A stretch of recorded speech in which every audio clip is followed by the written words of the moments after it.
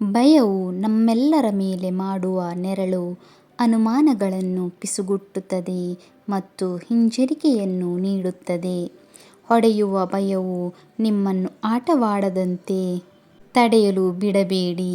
ಭಯವು ಪಾರ್ಶ್ವವಾಯುವಿಗೆ ಕಾರಣವಾಗಬಹುದು ಎಂದು ಈ ಪದಗಳು ನಮಗೆ ನೆನಪಿಸುತ್ತದೆ. ಆದರೆ ಅದನ್ನು ಸೋಲಿಸಬಹುದು.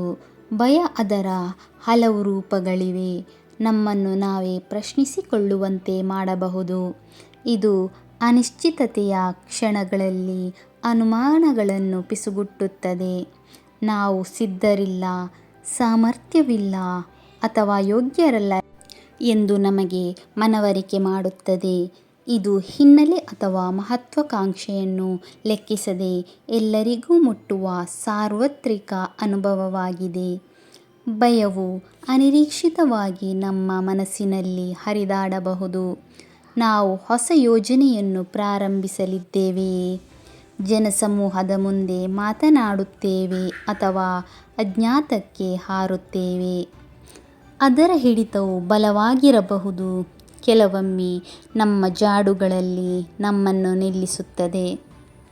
ಆದರೆ ಭಯ ಯಾವಾಗಲೂ ಪ್ರಸ್ತುತವಾಗಿದ್ದರೂ ನಾವು ಶರಣಾಗಬೇಕಾದ ಶಕ್ತಿಯಲ್ಲ. ಇದು ಮಾಸ್ಟರ್ ಅಲ್ಲ. ಬದಲಿಗೆ ನಾವು ನಮ್ಮ ಸ್ವಂತ ಧೈರ್ಯದ ಬೆಳಕಿನಲ್ಲಿ ಹೆಜ್ಜೆ ಹಾಕಿದಾಗ ಮರೆಯಾಗುವ ನೆರಳು. ಭಯವನ್ನು ಜಯಿಸುವುದು ಎಂದರೆ ನಮ್ಮಲ್ಲಿ ನಂಬಿಕೆ ಇಡುವುದು. ನಮ್ಮ ಪ್ರಯತ್ನಗಳು ಯಾವುದೇ ಸಂದೇಹದ ಮೇಲೆ ಮೇಲುಗೈ ಸಾಧಿಸುತ್ತದೆ ಎಂದು ನಂಬುವುದು. ತುದಿಯಲ್ಲಿ ನಿಂತಿರುವುದನ್ನು ಊಹಿಸಿ. ನಿಮ್ಮ ಹೃದಯದ ಓಟ ಮತ್ತು ಒಳಗಿನ ಧ್ವನಿಯು ನಿಮ್ಮನ್ನು ಹಿಂದೆ ಸರಿಯುವಂತೆ ಹೇಳುತ್ತದೆ. ಭಯವು ಅದರ ಹಿಮಾವೃತ ಬೆರಳುಗಳಿಂದ ನಮ್ಮನ್ನು ಹಿಡಿದಿಟ್ಟುಕೊಳ್ಳುತ್ತದೆ, ಹಿಂಜರಿಕೆಯನ್ನು ಉಂಟುಮಾಡುತ್ತದೆ. ಆದರೆ ಆ ಜಿಗಿತದ ಇನ್ನೊಂದು ಬದಿಯಲ್ಲಿರುವ ಸಾಮರ್ಥ್ಯವನ್ನು ಪರಿಗಣಿಸಿ. ಎತ್ತರದ ಭಯ, ವೈಫಲ್ಯ ಅಥವಾ ನಿರಾಕರಣೆ ಎಲ್ಲವೂ ನಮ್ಮನ್ನು ಪಾರ್ಶ್ವವಾಯುವಿಗೆ ತರಬಹುದು. ಅಧಿಕವು ಅಸಾಧ್ಯವೆಂದು ಭಾವಿಸುತ್ತದೆ. ಕೆಲವರಿಗೆ ಸಾರ್ವಜನಿಕವಾಗಿ ಮಾತನಾಡುವ ಭಯ. ವೇದಿಕೆಯತ್ತ ಹೆಜ್ಜೆ ಹಾಕುವ ಮುನ್ನ ಕಾತರದ ನಿರೀಕ್ಷೆ.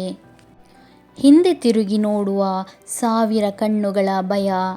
ಪ್ರತಿ ಉಸಿರು, ಪ್ರತಿ ಹೃದಯ ಬಡಿತವೂ ಆ ಭಯವನ್ನು ಹೆಚ್ಚಿಸುತ್ತದೆ.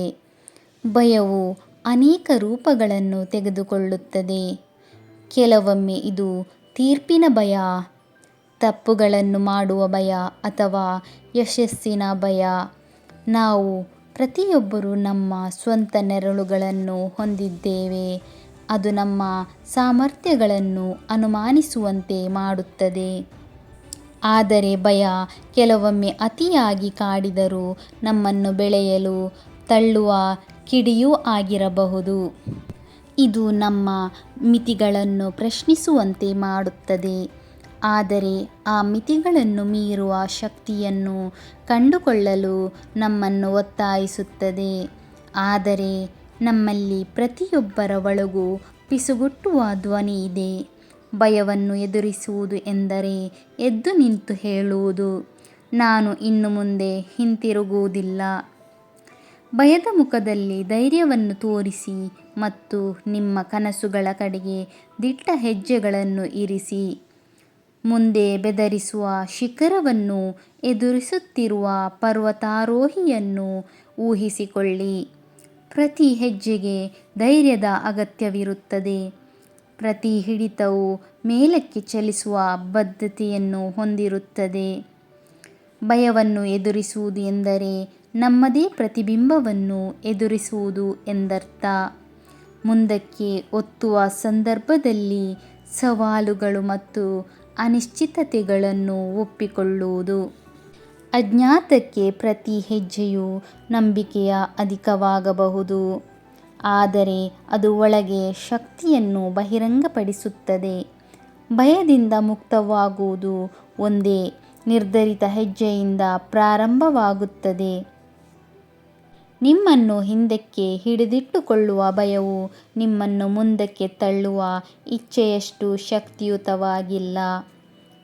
ಭಯವನ್ನು ಹೋಗಲಾಡಿಸುವ ಪ್ರಯಾಣವು ಸುಲಭವಲ್ಲ, ಆದರೆ ಪ್ರತಿ ಹೆಜ್ಜೆಯು ಆವೇಗವನ್ನು ನಿರ್ಮಿಸುತ್ತದೆ. ಪ್ರತಿ ಪ್ರಯತ್ನದಿಂದ ಭಯವು ತನ್ನ ಹಿಡಿತವನ್ನು ಕಳೆದುಕೊಳ್ಳುತ್ತದೆ ಮತ್ತು ನಮ್ಮ ಆತ್ಮವಿಶ್ವಾಸವು ಬೆಳೆಯುತ್ತದೆ. ನಿಮ್ಮ ಪ್ರಗತಿಯು ಚಿಕ್ಕದಾಗಿ ಪ್ರಾರಂಭವಾಗಬಹುದು, ಆದರೆ ಪ್ರತಿ ವಿಜಯವು ಮುಂದಿನದಕ್ಕೆ ದಾರಿ ಮಾಡಿಕೊಡುತ್ತದೆ.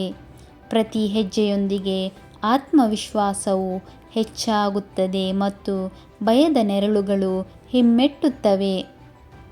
ಕ್ರೀಡೆಯಲ್ಲಿ ಅವರು 90% ಮಾನಸಿಕ ತರಬೇತಿಯನ್ನು ಹೇಳುತ್ತಾರೆ. ಅಂತೆಯೇ ಭಯದ ಮೂಲಕ ಪ್ರಯಾಣವು ಸರಿಯಾದ ಮನಸ್ಥಿತಿಯನ್ನು ಬೆಳೆಸುವುದು. ಸರಿಯಾದ ಮನಸ್ಥಿತಿಯೊಂದಿಗೆ ಪ್ರತಿ ಹಿನ್ನಡೆಯು ಪುನರಾಗಮನಕ್ಕೆ ಸೆಟಪ್ ಆಗುತ್ತದೆ. ಸೃಜನಶೀಲತೆಯಲ್ಲಿ ಭಯವು ಸಾಮಾನ್ಯವಾಗಿ ತೀರ್ಪಿನ ಭಯವಾಗಿ ಪ್ರಕಟವಾಗುತ್ತದೆ. ನಿಮ್ಮ ಕೆಲಸವನ್ನು ಜಗತ್ತಿನಲ್ಲಿ ಹಾಕುತ್ತದೆ, ಆದರೆ ಈ ಭಯವನ್ನು ಹೋಗಲಾಡಿಸಲು ದುರ್ಬಲತೆಯನ್ನು ಅಳವಡಿಸಿಕೊಳ್ಳುವುದು ಮತ್ತು ನಿಮ್ಮ ದೃಷ್ಟಿಯನ್ನು ಹಂಚಿಕೊಳ್ಳುವುದು. ಭಯವು ನೀವು ಸಾಕಷ್ಟು ಒಳ್ಳೆಯವರಲ್ಲ ಎಂದು ಪಿಸುಗುಟ್ಟಬಹುದು, ಆದರೆ ನಿರಂತರ ಕೌಂಟರ್ಗಳು ಮುಂದುವರಿಯುತ್ತವೆ. ಪ್ರತಿ ಹೆಜ್ಜೆಯು ಒಂದು ವಿಜಯವಾಗಿದೆ ಮತ್ತು ಪ್ರತಿ ಹೆಜ್ಜೆಯೊಂದಿಗೆ ನೀವು ಬಲಶಾಲಿಯಾಗುತ್ತೀರಿ. ಪ್ರತಿ ಬಾರಿ ನಾವು ಭಯವನ್ನು ಎದುರಿಸುತ್ತೇವೆ, ನಾವು ವಿಜಯವನ್ನು ಆಚರಿಸುತ್ತೇವೆ. ಜಗತ್ತು ನಿಮಗಾಗಿ ಕಾಯುತ್ತಿದೆ, ಅವಕಾಶಗಳಿಂದ ತುಂಬಿದೆ ಮತ್ತು ನೀವು ಮಾಡಬೇಕಾಗಿರುವುದು ಆ ಮೊದಲ ಹೆಜ್ಜೆ. ಸಣ್ಣ ವಿಜಯಗಳು ಸಹ ಆಚರಿಸಲು ಯೋಗ್ಯವಾಗಿವೆ ಎಂಬುದನ್ನು ನೆನಪಿಡಿ. ಪ್ರತಿ ಗೆಲುವು ನಿಮ್ಮ ಶಕ್ತಿಯನ್ನು ನೆನಪಿಸುತ್ತದೆ. ಪ್ರತಿ ಗೆಲುವಿನ ಹಿಂದೆ ಕಠಿಣ ಪರಿಶ್ರಮ ಮತ್ತು ನಂಬಿಕೆಯ ಕಥೆ ಇರುತ್ತದೆ. ಭಯವು ನಿಮ್ಮ ಕಥೆಯನ್ನು ಬರೆಯಲು ಬಿಡಬೇಡಿ. ನಿಮ್ಮ ಗೆಲುವುಗಳು ಎಷ್ಟೇ ಚಿಕ್ಕದಾಗಿ ತೋರಿದರೂ ಅದನ್ನು ಆಚರಿಸಿ. ಪ್ರತಿಯೊಂದು ಸಾಧನೆಯು ನಿಮ್ಮ ಸ್ಥಿತಿಸ್ಥಾಪಕತ್ವ ಮತ್ತು ನಿರ್ಣಯಕ್ಕೆ ಸಾಕ್ಷಿಯಾಗಿದೆ. ಗೆಲುವು ಯಾವಾಗಲೂ ಅಂತಿಮ ಗೆರೆಯನ್ನು ತಲುಪುವ ಬಗ್ಗೆ ಅಲ್ಲ, ಕೆಲವೊಮ್ಮೆ ಇದು ಸರಳವಾಗಿ ತೋರಿಸುವುದು ಮತ್ತು ನಿಮ್ಮ ಅತ್ಯುತ್ತಮ ಹೊಡೆತವನ್ನು ನೀಡುವುದು.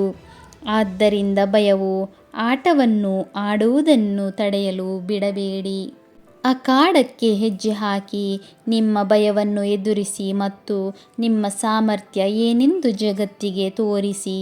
ನಿಮ್ಮ ಪ್ರಯಾಣ ಇದೀಗ ಪ್ರಾರಂಭವಾಗಿದೆ.